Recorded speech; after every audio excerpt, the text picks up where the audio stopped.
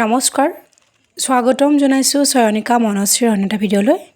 আজি আপোনালোকক আকৌ এটা নতুন ভিডিঅ' দেখাইছোঁ, কিন্তু এটা অনুষ্ঠানৰে।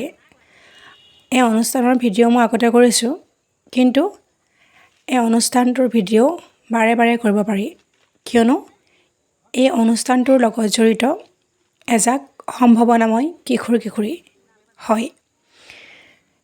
সকলোৰে মাজত সম্ভাৱনা থাকে, কিন্তু সময়ত আমি জানিব লাগিব কাৰ মাজত কি প্ৰতিভা লুকাই আছে।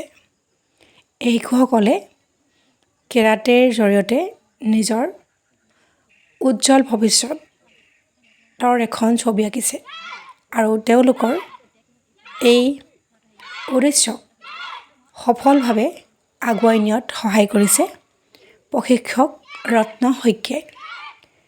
তেওঁ সদায় এই কিশোৰ-কিশোৰীসকলক আগবঢ়াই নিয়াৰ ক্ষেত্ৰত আগবাঢ়ি আহিছে আৰু বহু কষ্ট ত্যাগ স্বীকাৰ কৰিছে। এই কিশোৰ-কিশোৰীসকলৰ অভিভাৱকসকলকো ধন্যবাদ জ্ঞাপন কৰিব লাগিব। ৰ'দ, বতাহ, বৰষুণ নেওচি নিজৰ আনুষ্ঠানিক শিক্ষাৰ লগতে কেৰাটেৰ এই শিক্ষা গ্ৰহণ কৰাৰ ক্ষেত্ৰত যিমান প্ৰত্যাহ্বানৰ সন্মুখীন হৈছে, সকলোবিলাক হাঁহিমুখে লৈ তেওঁলোকৰ ল'ৰা-ছোৱালীক আগবঢ়াই নিয়াৰ ক্ষেত্ৰত মাক দেউতাকেও বহুখিনি কষ্ট স্বীকাৰ কৰিছে। ভাল লাগিছে এনেকুৱা এটা অনুষ্ঠানৰ জৰিয়তে কিশোৰ-কিশোৰীসকলক সুদক্ষ একোগৰাকী খেলুৱৈ নিৰ্মাণ কৰিবলৈ প্ৰশিক্ষকৰ এই প্ৰচেষ্টা। আচলতে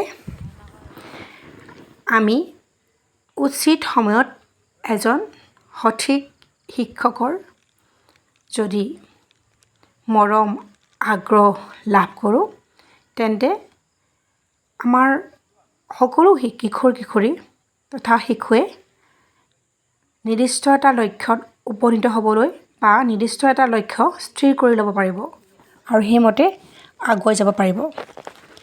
এই শিশুসকলৰ তথা কিশোৰ-কিশোৰীসকলৰ উজ্জ্বল ভৱিষ্যত কামনা কৰিছোঁ। তেওঁলোক নিজৰ লক্ষ্যত উপনীত হওক। কেৰাটেৰ জৰিয়তে তেওঁলোকে আমাৰ অসমৰ নাম উজ্বলাই তোলক। তেওঁলোক মানৱ সম্পদ হৈ গঢ় লৈ উঠক। এয়া ৰজাপুল আজিহাৰা কাৰাটে একাডেমী ছাত্ৰ ছাত্ৰীসকল, আৰু তেওঁলোকৰ মাজত উদ্যম দেখি সঁচাকৈ মোহিত হৈছোঁ।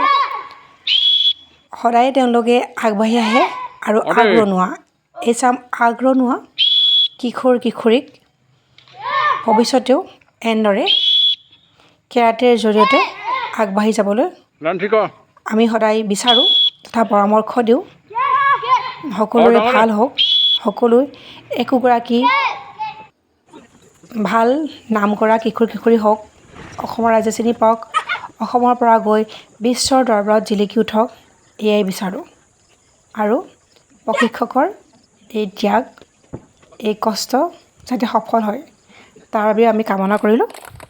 সকলো ভাল হওক, সকলোৰে সমিল মিলেৰে থাকক।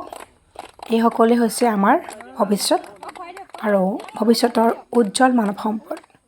গতিকে তেওঁলোকক সঠিক দিশত আগুৱাই নিয়াৰ দায়িত্ব আমাৰ। ধন্যবাদ।